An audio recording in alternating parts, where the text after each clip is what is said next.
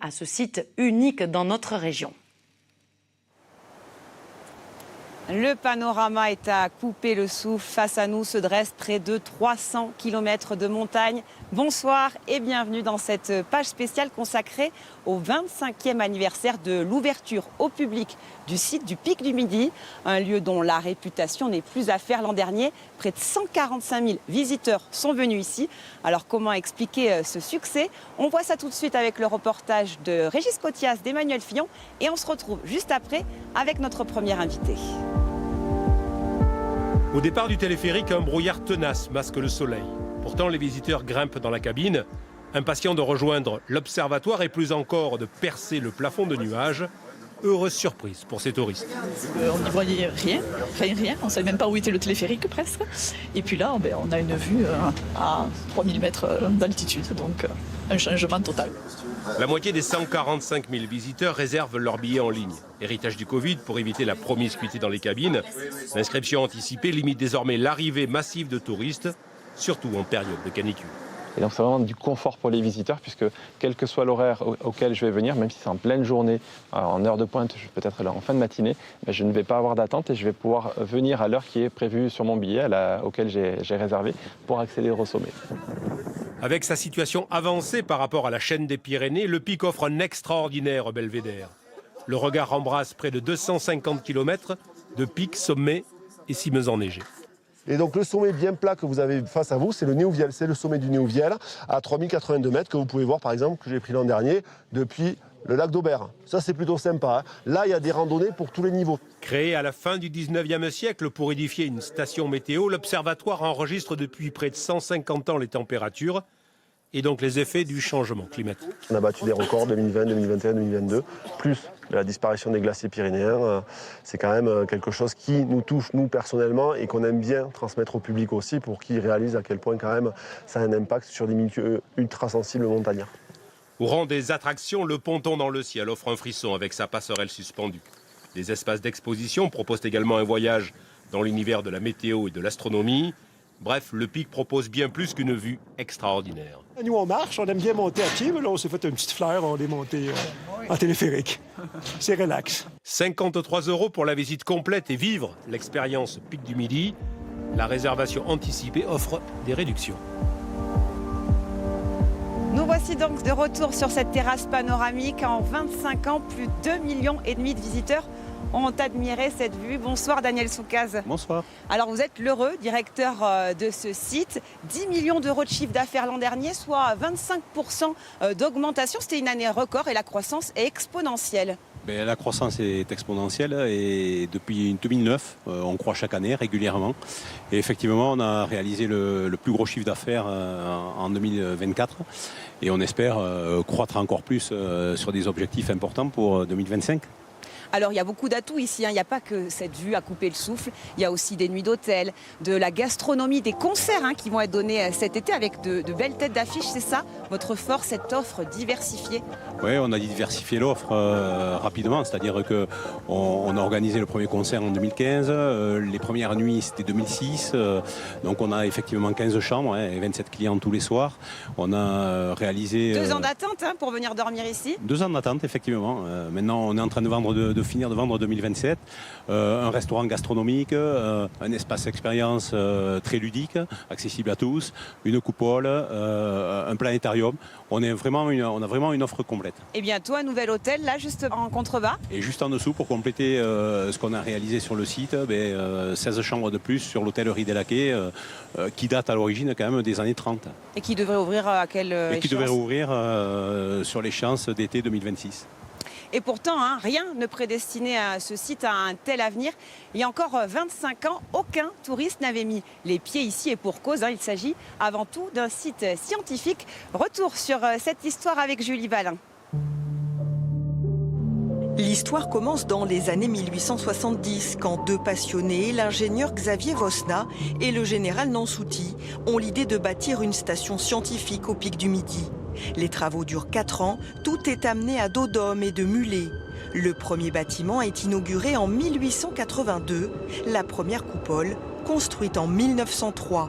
C'est de là que les toutes premières images de la couronne solaire sont observées. Pour faciliter l'accès au pic, un téléphérique est construit à partir de 1949.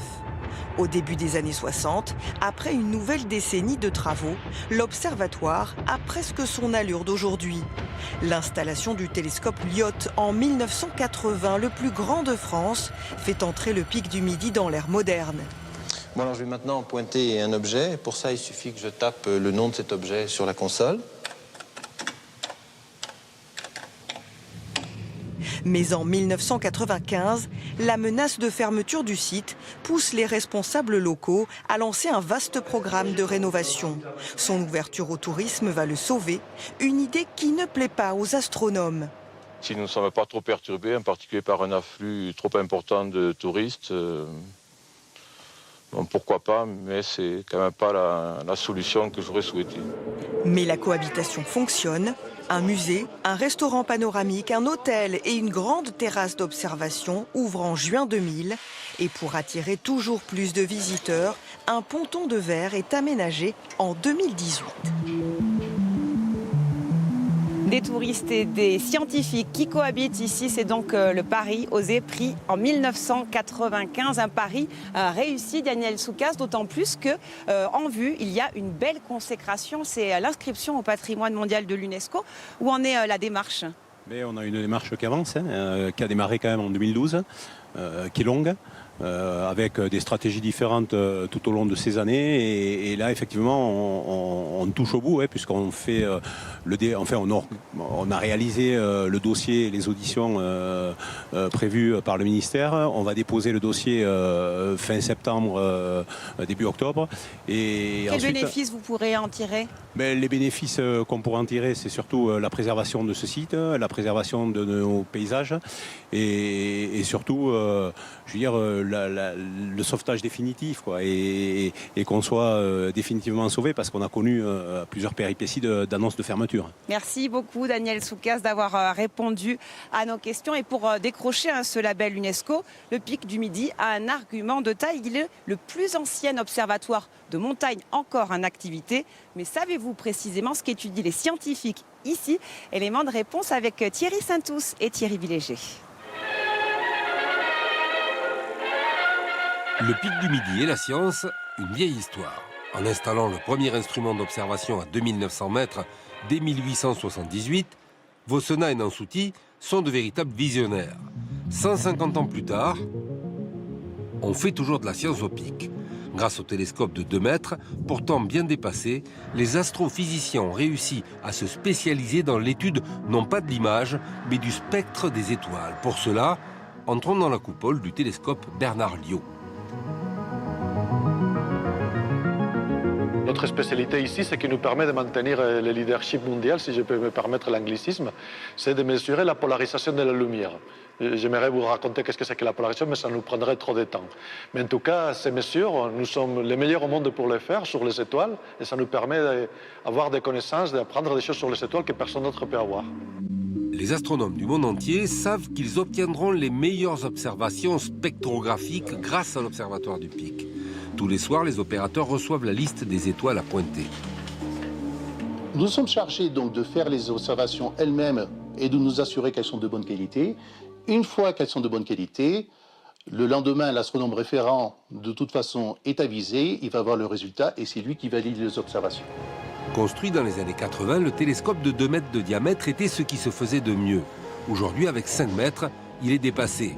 Alors, pour rester à la pointe, le Pic doit innover. L'avenir passe peut-être par des forêts de petits télescopes. Grand télescope, c'est probablement impossible, mais une multitude de petits télescopes dont la lumière est réunie, peut-être que ça c'est possible. L'idée, c'est que ces télescopes pointent le même objet, la lumière est insérée dans des fibres optiques qui sont réunies, et on ne sait pas comment le faire aujourd'hui, et c'est une seule fibre qui entre dans les instruments avec la lumière de tous les télescopes. Et pour le Pic, le challenge à venir est bien de rester au sommet de la science. Et nous sommes toujours à près de 2900 mètres d'altitude, cette fois sur la face nord du Pic du Midi, sur le célèbre ponton de verre. On va rejoindre notre second invité. Il est médiateur scientifique au Pic. En clair, il vulgarise la science auprès du public. Bonsoir Jean Loirat. Bonsoir. Alors on vient de le voir dans le reportage, il est fini le temps où les scientifiques observaient le ciel, un œil derrière le télescope. Oui, effectivement, aujourd'hui, grâce à Internet, à l'informatisation, on va pouvoir envoyer les données jusqu'à Tarbes, à Toulouse et même au-delà, un peu partout dans le monde potentiellement. On a vu aussi que il y a 25 ans, c'était pas gagné. Les scientifiques n'avaient pas forcément envie de voir arriver des visiteurs ici. Est-ce qu'on peut dire qu'aujourd'hui, leur état d'esprit a complètement changé? Exactement, c'est intégré complètement maintenant dans leur quotidien, et ils vont les croiser aussi de temps en temps à l'occasion d'événements. Ça peut être les journées du patrimoine, la fête de la science, où ils vont aussi aller auprès du public leur expliquer ce qu'ils font ici donc dans les coupoles. Le site est consacré donc à la vulgarisation de la science et on peut le dire clairement, le grand public se passionne pour le ciel. Ah oui, c'est une des grandes questions qu'ils vont avoir, que ce soit le ciel de jour, on le voit aujourd'hui, on est entouré de nuages, et puis de nuit, puisque ici nous sommes au sein d'une réserve de ciel étoilé, donc on va leur parler de pollution lumineuse et on va essayer de les sensibiliser un peu. Et il n'y a pas donc que l'observation du ciel étoilé, il y a aussi l'observation du soleil ici qui est une spécialité. Exactement, on a une coupole qui est dédiée à ça, qui s'appelle la coupole des coronographes. Et à tout moment, on va recréer une éclipse artificiellement, on va faire des images de la lumière de couronne solaire. Et on va pouvoir ensuite proposer ces données à tout le monde. Et quel est l'intérêt d'observer le soleil comme ça? De mieux comprendre cette zone du soleil qui est par définition observable sinon que pendant les éclipses. Et pendant longtemps, c'était très rare de l'observer. Et aujourd'hui, on peut le faire en permanence. Merci beaucoup, Jean Loirat, d'avoir répondu à nos questions. Merci à vous d'avoir suivi cette page spéciale consacrée au 25e anniversaire de l'ouverture au public du site du Pic du Midi. Je vous rappelle que ces 25 bougies vont être largement célébrées ici avec de nombreux événements, des concerts notamment, et bien d'autres surprises. Je vous souhaite une excellente soirée. Nous, on va continuer à profiter de ce très beau panorama.